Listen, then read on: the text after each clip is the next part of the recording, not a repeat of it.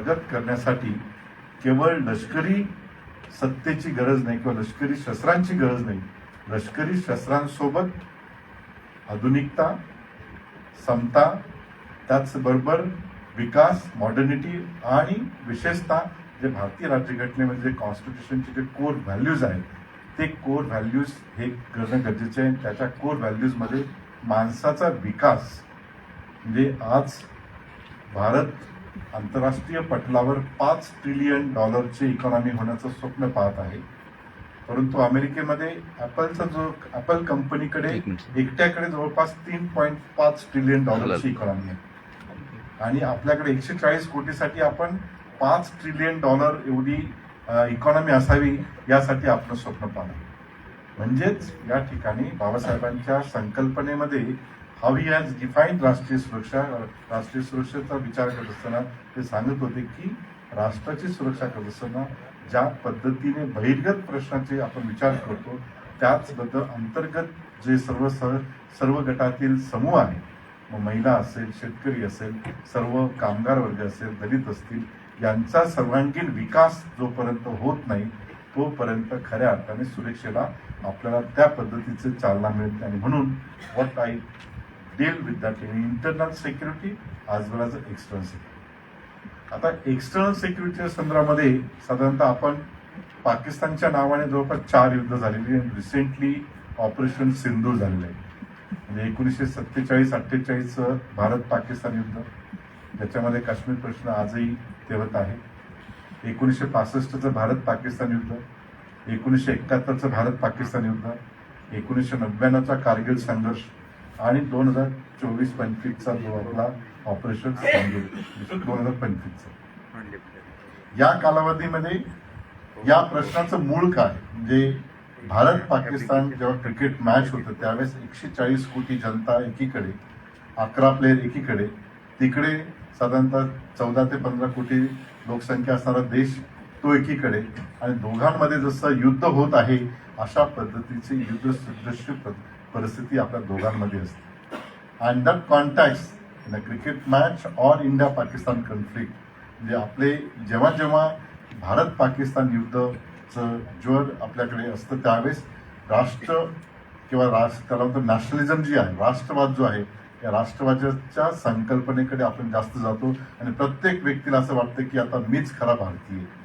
आणि म्हणून 1947 ते 2025 या कालावधीमध्ये साधारणतः आपण 4 ते 5 युद्ध करूनही भारत पाकिस्तान हा प्रश्न आजही सोडवलेला नाही आणि भविष्यातही सुटला जाणार नाही.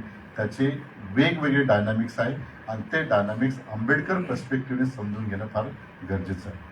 मला असं वाटतं की आपण चळवळी करत असताना आपले चळवळीचे प्रश्न सामाजिक आर्थिक विषमतेवर असतात, परंतु राष्ट्रीय सुरक्षेच्या संदर्भामध्ये सुद्धा आपली भूमिका असली पाहिजे की हे जे प्रश्न आहेत की ऑपरेशन सिंधूर होण्यामागे राजकीय, सामाजिक, सांस्कृतिक, लष्करी जसे महत्त्वाचे आहेत तसे आंबेडकरी पर्स्पेक्टिव्हला याला सोल्युशन काय हेही सांगणं आपल्याला गरजेचं आहे आणि म्हणून आपण त्या कॉन्टॅक्टने लक्ष देणं गरजेचं आहे. बाबासाहेब आंबेडकरांचं सर्वात महत्त्वाचं मूलभूत कॉन्ट्रीब्युशन, मी अतिशय छोट्या छोट्या ह्याच्यात मी पुढे जातो. भारत पाकिस्तानच्या संदर्भामध्ये भारत पाकिस्तानची फाळणी ही 47ला झाली, 14 ऑगस्ट पाकिस्तान, 15 ऑगस्ट भारत. परंतु बाबासाहेब आंबेडकरांचं थॉट्स ऑन पाकिस्तान हे जे पुस्तक आहे ते 1940ला, म्हणजे 40मध्ये बाबासाहेब आंबेडकरांनी या देशाची फाळणी होऊ शकते आणि जर फाळणी होत असेल तर कशा पद्धतीची व्हावी आणि त्याची कारणं काय याचा जर विचार केला तर आपल्याला असं दिसेल की त्यांचं जे अनालिसिस आहे, विशेषतः सिक्युरिटी पॉईंट ऑफ व्ह्यूने जर विचार केला then you will understand how his thought is very important to understand the national security. त्यांचं आणि आजही म्हणजे आजही आपल्याला असं दिसेल की आंतरराष्ट्रीय पातळीवर भारत पाकिस्तान एक न्यूक्लिअर फ्लॅश पॉईंट आहेत असं चित्र आंतरराष्ट्रीय पातळीवर उभं केलं जातं आणि दोन्ही राष्ट्रांकडे अणुशस्त्र आहेत. त्यामुळे आंतरराष्ट्रीय पातळीवर चीनसह अमेरिका आपली भूमिका वेगवेगळ्या पातळीवर घेत असते. परंतु आंबेडकरी पर्स्पेक्टिव्हने जर विचार करायचा असेल भारत पाकिस्तानचं तर याचा मूळ संघर्ष या प्रश्नाचं काय हे आपण या समाजाला आणि या राजकीय पक्षांना सांगणं फार गरजेचं आहे.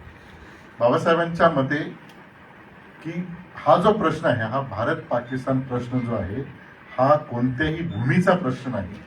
म्हणजे काय, it's not piece of land, it is not a crisis for the piece of the land. हा क्रायसिस हा एक त्याला ऐतिहासिक आणि धार्मिक त्याला पार्श्वभूमी आहे.